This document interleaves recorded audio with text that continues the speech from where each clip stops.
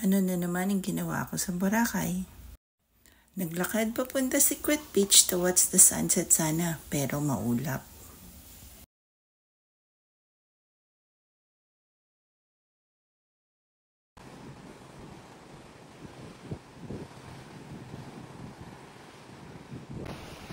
Naglakad pabalik sa accommodation.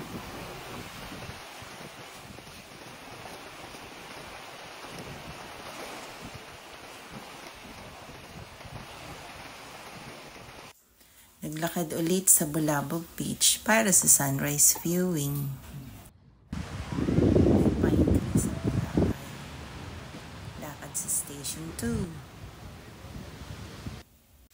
Nag-land tour pero mas madami ang walking tour. Nag-start mag-walking tour from Lambros Point up to Hagdan Beach, West Cove Ruins.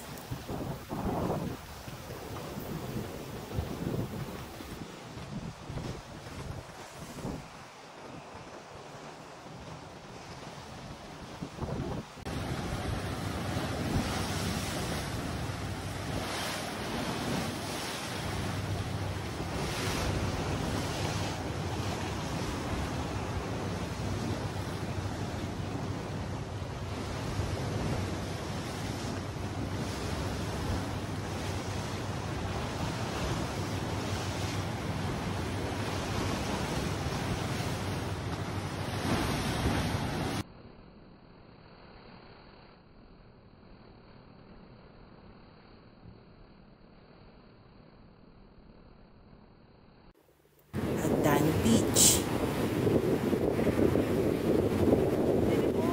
Hindi lang, kaya yan.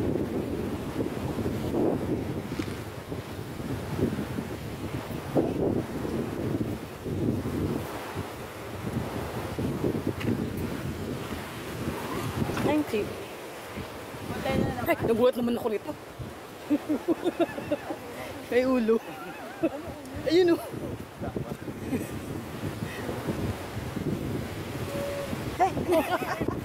Dito ako nakatira.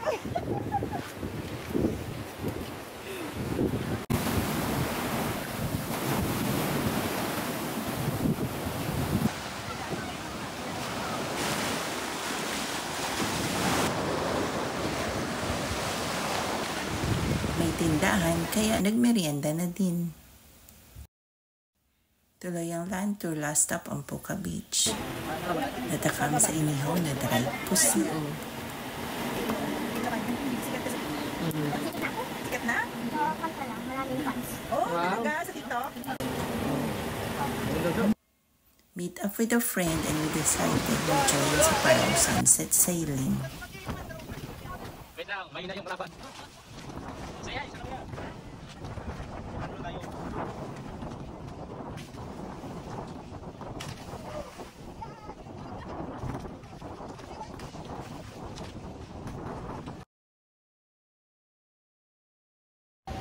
May sunset na on our second day. Maganda naman ang sunset.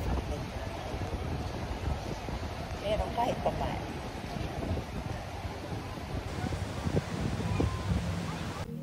Pagod yan, kalalakad. Aga ng flight pa uwi kinabukasan.